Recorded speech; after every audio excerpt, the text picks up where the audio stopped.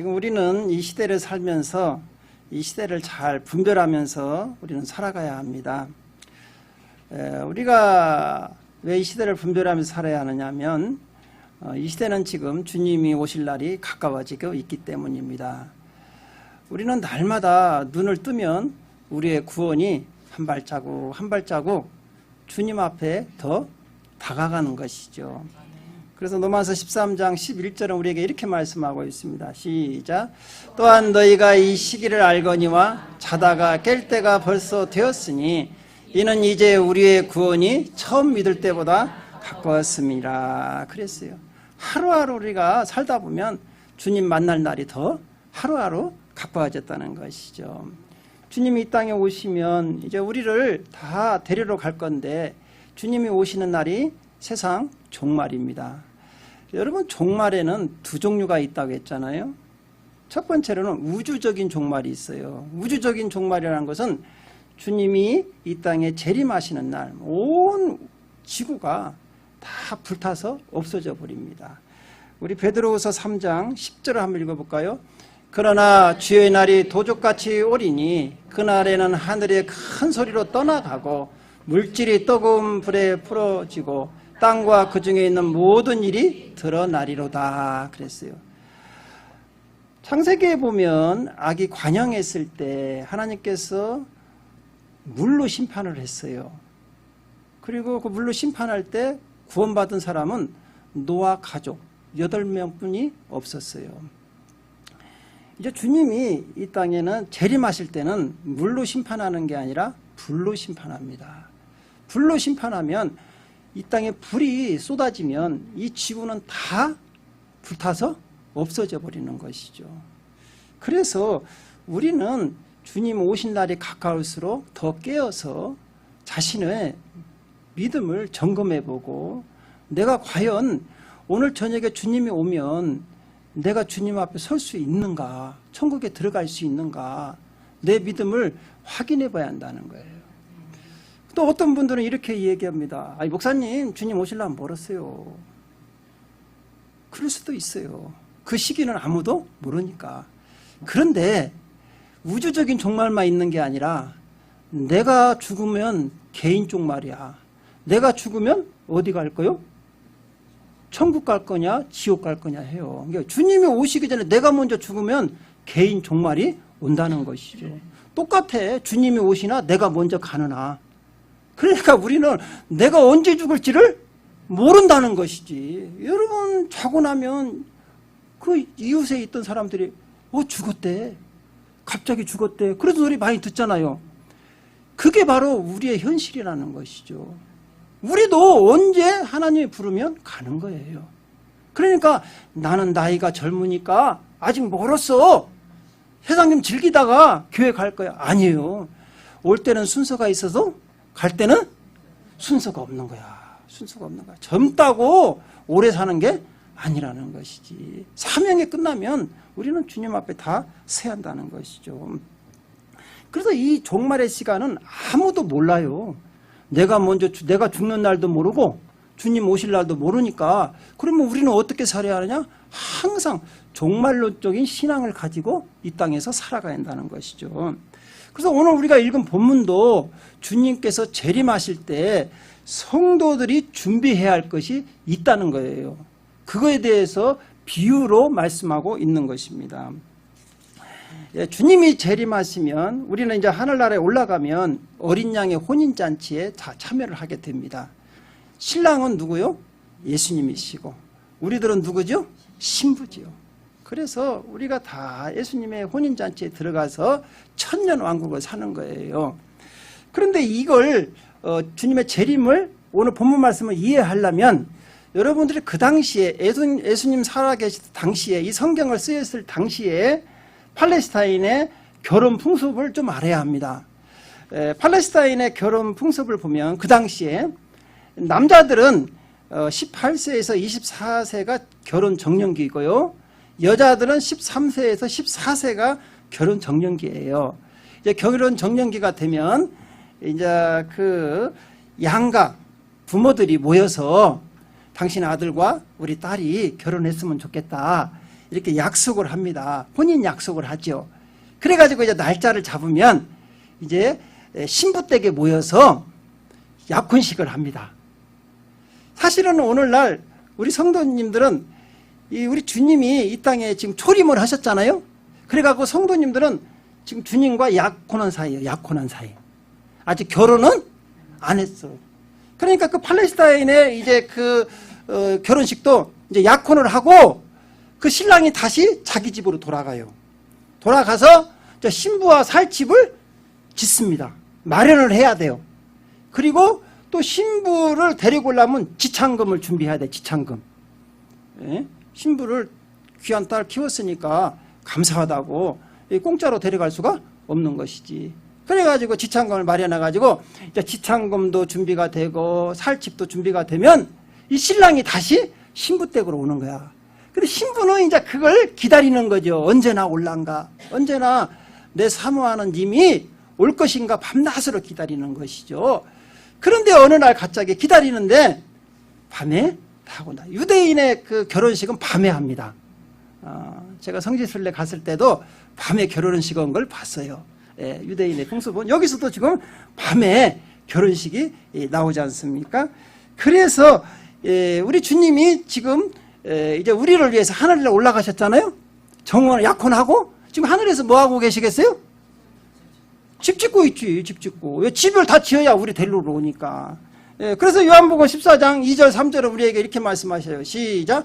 내 아버지 집에 거할 곳이 많도다. 그렇지 않으면 너희에게 일렀으리라.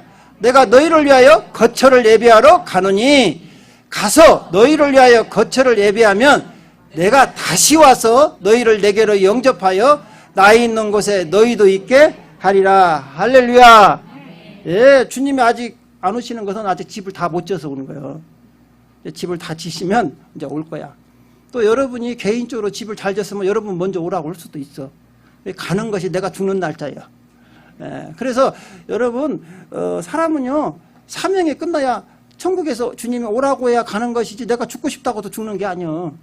그래서 자꾸 죽고 싶다고 하지 말고 오라고 올 때까지 건강하게 주님 사명 잘 감당하시기 바랍니다. 예, 가봐야 집 없어. 그럼 어디 바깥에 있을 거요? 그러니까 집 질 때까지 가만히 계시라고. 이 땅에서 건강하게 오래 사시면 되는 거예요. 자, 그래서 이제 오늘 본문 말씀을 우리가 한번 살펴보면서 이 결혼 풍속들을 다 이해를 하셨죠?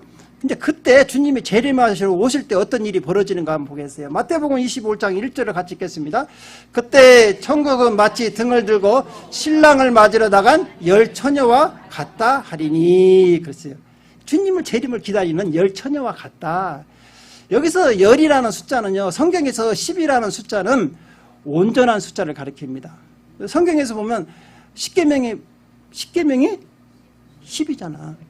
사람도 손가락이 하나가 없으면 온전하지가 않지. 발가락이? 예, 그래서 이 10이라는 숫자는 온전을 가리키는 거예요.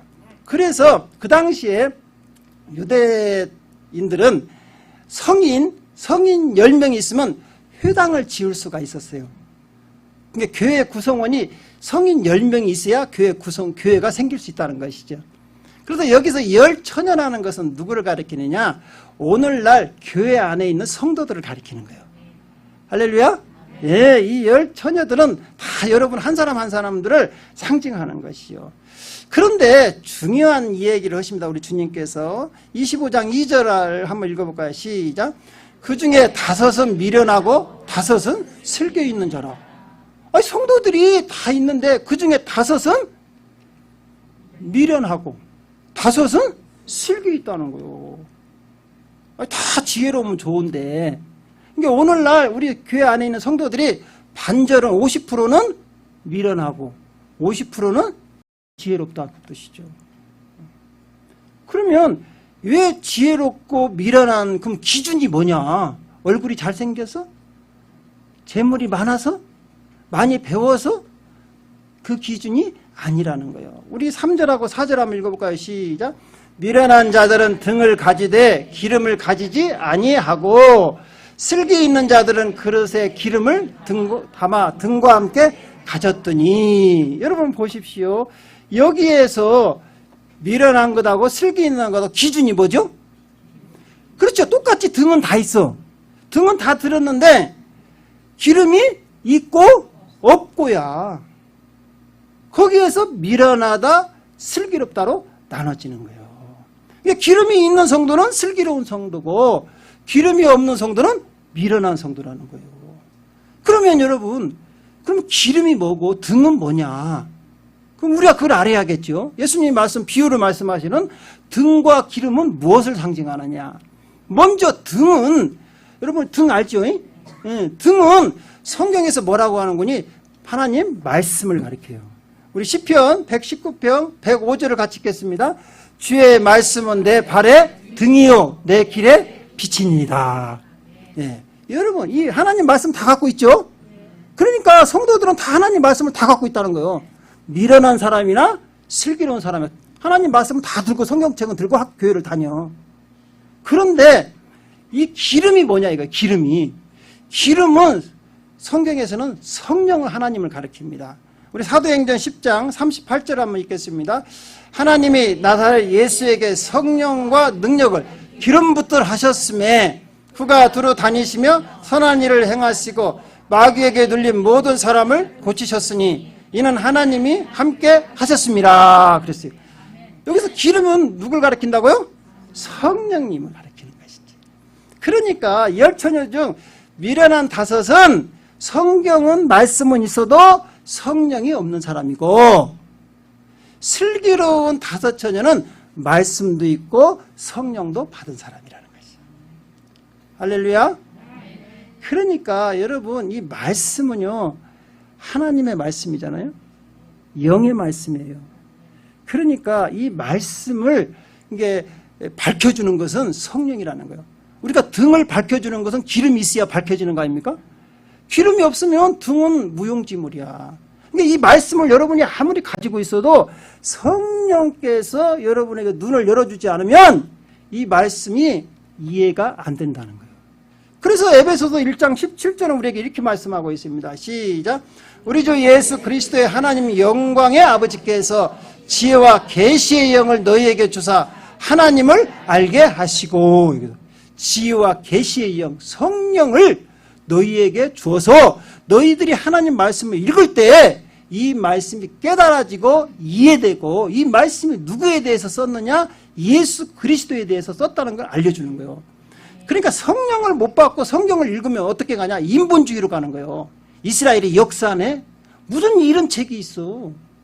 그러면서 자기 생각, 이성적으로 생각을 하는 거예요. 그러나 이 성경 말씀은 영의 말씀이기 때문에 성령이 아니고는 이 말씀을 이해할 수가 없다. 이렇게 말씀해요. 우리 고린도전서 2장 13절 한번 같이 읽겠습니다. 우리가 이것을 말하거니와 사람의 지혜가 가르친 말로 아니하고 오직 성령께서 가르치신 것으로 하니 영적인 일은 영적인 것으로 분별하느니라. 그렇죠. 영적인 것, 하나님 말씀, 영의 말씀은 영적인 성령께서 가르쳐줘야 이해가 되고 깨달아진다는 거예요. 그러니까 성령 받지 않고 성경을 읽으면 어떻게 되냐? 머리로는 많이 알아요. 지식적으로는 많이 알아요. 그러나 가슴으로 믿어지지가 않는다는 거예요. 여러분, 예수를 믿게 하는 것은 성령이 아니고는 예수를 주라 시인할 수 없다 그랬어요. 교회를 10년, 20년을 다니고 성경을 줄줄줄 암송을 해도 성령 받지 못하고 거듭나지 못하면 예수를 알기는 알아, 믿지는 않아. 이게 중요한 말이에요. 오늘날 많은 성도들이 자기는 교회 다니니까 많은 설교를 듣고 성경을 읽어서 예수가 누구라는 건 알아요. 그러나 예수님께서 말씀하신 말씀을 믿지 않는다는 거예요. 지옥이 없네. 천국이 어디 있어? 이렇게 이야기를 하는 거예요. 성경을 읽어도. 왜? 믿어지지가 않는 거예요. 믿어지지가 않는 거예요. 그러나 성령을 받으면 어떻게 됩니까? 믿어지기 시작한다는 거예요. 예수가 하나님의 아들이시고 우리를 구원한 그리스도구나. 이걸 믿어진다는 것이죠. 그래서 우리가 온전한 신앙, 온전한 하나님이 원하시는, 하나님이 기뻐하시는 삶을 살려면 반드시 성령을 받아야 합니다. 성령 못 받아서는 여러분 온전히 천국 못 가요. 하나님 물과 성령으로 거듭나지 못하면 아버지께 올 자가 아무도 없다겠어요. 나더러 주여 주여 한다고? 교회 와서 주여 주여 한다고 다 천국 가는 게 아니라는 거예요. 여기서 50%가 성령이 없다니까. 여러분, 우리가 이 프로테이즈를 꼭 이렇게 다 적용할 수는 없지만 주님이 50대 50이야. 그러니까 오늘날 교회 안에 50대 50이라니까. 아니, 어떻게 보면 크게 봐야지. 왜? 어떤 교회는 성령이 충만해갖고 성도들이 다 기름이 있는 성도들이 있고, 어떤 교회는 아예 성령이 없어서 기름이 하나도 없는 등만 들고 있는 성도가 있다고. 그러니까 온 세계 예수 믿는 성도들을 다 프로테이즈를 봤을 때 50에 50이라는 것이지. 우리 즐거운 제자교회 성도들은 다 성령을 받으시기 바랍니다. 그러면 이 성령이 없는 사람들은 어떻게 되냐 이거요. 성령이 없이 교회만 성경책만 들고 왔다 갔다 하는 거예요. 10년 동안 다니는 거예요. 20년 동안 다니는 거예요. 교회 오래 다니니까 집사 주고 권사 주고 장로 주고, 심지어 목사도 성령 못 받은 사람이 있어요. 여러분, 그럼 어떻게 되느냐? 이 미련한 다섯 처녀같이 등만 들고 있는 거예요. 등만, 말씀만 들고 있는 거예요. 주님이 딱 오셨을 때 이제 문제가 생기는 거야, 여러분. 그래서 이제 마태복음 25장 6절에서 8절까지 한번 우리 천천히 읽어보겠습니다. 시작. 밤중에 소리가 나되 보라 신랑이로다 맞으러 나오라 하매 이에 그 처녀들이 다 일어나 등을 준비할세 미련한 자들이 슬기 있는 자들에게 이르되 우리 등불이 꺼져가니 너희 기름을 좀 나눠달라 하거늘. 언제 이제 문제가 생기느냐? 주님 오실 때. 여러분이 딱 죽어서 천국에 주님 앞에 섰을 때 문제가 되는 거야. 이 땅에서는 다 몰라. 미련한 처녀나 슬기로운 처녀나 다 성경책 들고 다니니까 그 사람이 기름이 있는가 없는가를 모른다고. 그러니까 들고 다니다가 이제 언제 알려지는 거요? 주님이 딱 오셨을 때. 그러니까 미련한 처녀들이, 기름 없는 처녀들이 밤에 온다고 했잖아요, 예수님께서. 여기서 밤은 꼭 밤에 온다 그러면 또 성경을 그렇게 읽으면 안 돼요. 예수님은 밤중에 오는가? 여기서 밤중이면 한국은 낮죠. 어떻게 할까요? 그럼 미국 왔다가 한국 갈까요? 공중에서 한꺼번에 오시는데? 그럴까 안 그래요? 상징적인 거예요, 상징. 다 잠잘 때 온다는 거야. 아무 도적같이 온다는 것이지. 또 밤에 온단다. 밤중에 잠 안 자고 기다려야 한다. 큰일 납니다. 주무셔. 영적으로 깨어있어야지 눈 뜨고 깨어있는 게 아니라는 거예요. 그래가지고 밤에 오는 거예요. 신랑이다. 맞아. 등을 딱 냈는데 예수님 차지할 거 아니에요. 기름이 없어. 기름이 없어. 그러니까 어떻게 합니까? 기름, 아까 슬기로운 처녀들은 기름이, 야, 우리 기름 좀 빌려주라. 여러분, 성령은 물건이 아니에요. 빌려주는 게 아니에요. 아버지가 목사라고 해서 아들에게 너 성령 받으라. 안 되는 거예요. 성경은 인격의 하나님이셔. 그러니까 전부 다 1대1의 성령님을 만나서 영접해야 돼요. 할렐루야? 그러니까 내가 여러분들에게 성령 받으라고는 알려줘야 돼. 성령 줄 수는 없는 거야. 방법만 알려드리는 것이지. 그러니까 어떤 분들이 나는 우리 마누라가 잘 믿으니까 성령이 충만하니까 나도 갈 거야. 못 가. 못 간다고. 못 가. 정신 차려야 돼요. 1대1이라니까. 1대1이요. 그때 가서 후회하면 안 된다는 것이죠. 그러니까 이 슬기 있는 처녀들이 뭐라고 하니, 야, 나도 성령이 알탕갈탕해요. 그러니까 너 다시 성령 기름 파는 사람들한테 한번 가봐. 이렇게 얘기하는 거예요. 우리 마태복음 25장 9절 한번 읽어볼까요? 시작.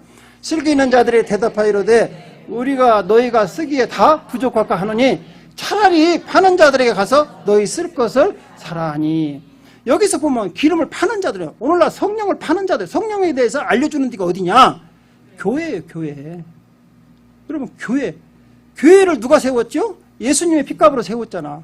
그리고 성령이 오시면서 교회가 세워지기 시작한 거예요. 성령이 오시면서. 그러니까 교회는 성령을 받게 하는 주요소야, 주요소. 오늘날 말하면. 그러니까 이곳에 오면 목사님들이 성령을 파는 자가 누구냐? 복음 사역자들이에요. 복음 사역자들. 오늘도 저는 여러분에게 성령을 지금 팔고 있잖아요.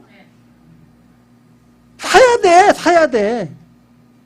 교회 와서는 성령을 충만하게 기름을 채워, 주유사 가서 기름을 채우듯이 차에 기름만 채우지 말고 내 심령에, 내 영혼에 성령의 기름을 채워야 한다니까. 누구도 할 수가 없어요. 이 개인적이 하나님 앞에 인격적으로 만나서 성령에 충만해야 한다는 것이죠. 그러니까 이제 이 미련한 처들이 왔는데 그때는 목사도 가야지 뭐들어 성령 팔고 있겠어요. 나는 여기서 성령 팔고 천국 못 가? 내가 먼저 갈 거예요. 그러니까 여러분들도 그때 와봤자 아무 소용이 없어. 그 미련한 처녀들이 왔다가 다시 가보니까 놀라운 일이 벌어진 거예요. 그 사이에 누가 왔냐? 마태복음 25장 10절 한번 읽어볼까요? 시작. 그들이 살아간 사이에 신랑이 오므로 준비하였던 자들은 함께 혼인잔치에 들어가고 문이 닫힌지라. 끝나는 거예요. 문이 닫혀버렸어요. 늦은 거지. 늦었어. 그리고 문이 닫혀버렸어. 그러니까 이제 이 미련한 처녀들이 와가지고 뭐라고 얘기하느냐? 시작. 그 후에 남은 처녀들이 와서 이르되 주여 주여 우리에게 열어주소서. 열어주소서. 아무리 문을 떠도 한 번 닫힌 문은 열리지 않습니다. 여러분 끝난 거야. 그래가지고 그때 그 속에서 뭐라고 얘기하느냐? 시작. 대답하여 이르되 진실로 너희에게 이르노니 내가 너희를 알지 못하노라 하였더라. 여기서 보십시오. 주님이 내가 너희를 모른다는 거예요. 아니 여러분 교회 신앙생활을 얼마나 많이 했어요. 10년 20년을 했다고. 교회에서 봉사도 했어. 헌금도 많이 냈어. 예배 시간 빠지지도 않았어. 근데 주님이 뭐라고 그래요? 나 너 모른다 그래. 모른다 그래. 여러분 현신의 권사님이라고 아시죠? 연세 드신 분들은. 그분 간증 있잖아요. 간증. 그분이 성령이 충만해가지고 막 많은 사람들 병을 고쳤는데 그러다 보니까 막 헌금도 많이 들어오고 막 돈도 하고 그 사람이 다 세물로 산 거야. 그분이 돌아가셨어. 천국을 갔대야. 그때만 딱 보니까 앞에 예수님이 서 계신 거야. 그러면서 뭐라고 얘기하느냐? 예수님, 나 왔어요. 나 현신의 권사예요, 현신의 권사. 그러니까 예수님이, 누구? 나 현신의 권사라니까. 서대문에서 내가 복음을 전하고 얼마나 병거 예수님 복음을 전했던 사람이에요. 저 기억 못해요? 나 너 모른다 그래요. 나 너 모른다. 그러니까 이 현신의 권사님이, 아니, 나를 몰라요? 아니, 그 조용기 목사님은 그거 알아요? 모른다 그들이. 그래서 자기랑 같이 부흥 다 다녔던 유명한 한국에 있는 부흥 목사님들 이 얘기하니까 그들은 나를 믿은 게 아니라 자기 비즈니스를 했다 그러더래요. 그래서 이제 그 충영교회 김창희 목사님 아세요? 그때만 그 목사 안다고 그래. 그래가지고 현신의 권사님이요 살아났어요. 깨워서 우리가 이제 이거 어떻게 되겠어요? 자기는 은혜지 죽었다가 어쨌든 간에 지옥 가버렸을 파인데 살아나가지고 그 모든 재산을 갖다가 누구한테 드렸느냐? 김창희 목사님한테 북한 선교하는데 싹 갖다 바친 거예요. 그리고 조영기 목사한테 찾아가서 그랬대잖아. 이건 제가 얘기한 거예요. 유튜브에 다 나와요. 여러분 간증. 당신 하나님이 모른다고 됐다. 회개하시고 회개했다고 하잖아. 여러분 우리가 이처럼 신앙생활 잘하는 것 같죠. 주님 보시기에 모른다 하면 끝나는 거예요. 여기서 보십시오. 내가 너희를 알지 못하는가. 여러분 교회를 다닐 때 우리가 하나님 예수 믿고 구원받기 위해서 천국 가기 위해서 교회 다니잖아요. 주님이 천국 문 앞에서 나 너 몰라 그러면 그거 어떻게 할 거예요. 이것같이 억울한 일이 어디가 있어요. 세상에. 차라리 지옥 갈 것 같았으면 놀기라도 했으면 억울하지 않지. 교회 와가지고 이렇게 앉아가지고 예배 드렸고 헌금했는데 나 모른다고 하면 이렇게 불쌍한 사람이 없어요. 이건 안 믿는 사람한테 얘기하는 게 아니라니까요. 예수님이 너희들 이런 미련한 처녀들 같이 불쌍한 사람 되지 말고 정신 차려서 믿으려면 똑바로 믿으라는 것이지.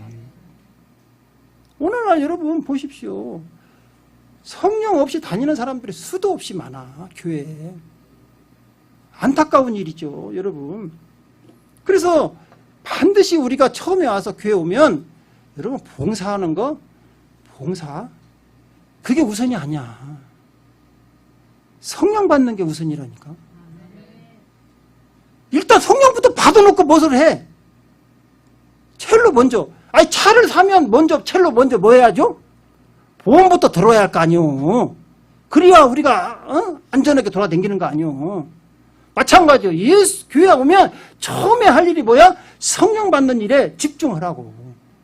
그리고 나서 봉사도 하는 거예요. 여러분 봉사도요. 빌립보서 3장 3절에는 뭐라고 얘기냐? 성령 안에서 봉사하라고 했지 네 힘으로 하라는 게 없어요. 성령 안에서 성령 받고 성령 안에서 봉사하라는 거야. 그래야 시험 안 들어요. 봉사하고 나서 시험 들어. 왜 시험 드냐? 나를 안 알아줘서. 그러면서 자기가 힘들어서 누가 허락했어? 얘 차는 안 한대. 왜 저 집사는 앉아있어? 하지 말어. 자기 하나님이 주신 은혜대로 하시라고. 알겠죠? 네, 교회에서 여러분 자꾸 다른 거 신경 쓸 것이 없어요. 기름 없으면 끝난다니까. 성령 없으면 끝나요. 그래서 지금 여러분들은 다 그러면 등과 기름이 있습니까? 대답이 없으면 어떡해요? 우리도 50대 50이요? 큰일 났네. 큰일 났어요. 송상년 목사 목회 잘못한 거야. 여러분이 50대 50이면 목회 잘못한 거라니까. 나만 천국 가고 여러분 중에서 지옥 가버리면 나는 목회 잘못한 거야. 주님 앞에 섰을 때 나는 책망받아요. 너 뭐 얻어다 봤냐? 교회 졌는데 누가 지라고 했어? 영혼 살리라고 했지. 여러분 성령 있습니까? 성령 받으셨습니까? 혹시라도 마음에 의심이 있는 성도는 지금 늦지 않았어요. 살아있을 때 성령 받으십시오. 기회 있을 때. 이사야서 55장 6절은 이렇게 말씀하고 있어요. 시작. 너희는 여호와를 만날만 할 때 찾으라. 가까이 계실 때 그를 부르라. 지금이 은혜 받을 때고 구원 얻을 때라는 거예요. 그래서 고린도후서 6장 2절은 이렇게 얘기해 계셔요. 시작. 이러시되 내가 은혜 베풀 때 너희에게 듣고 구원의 날에 너를 도왔다 하셨으니 보라 지금은 은혜 받을 만한 때요. 보라 지금은 구원의 날이로다. 지금 오늘 저녁에 우리가 끝날지 몰라요. 오늘 지금 당장 여러분 성령에 충만하시기 바랍니다. 기도하겠습니다.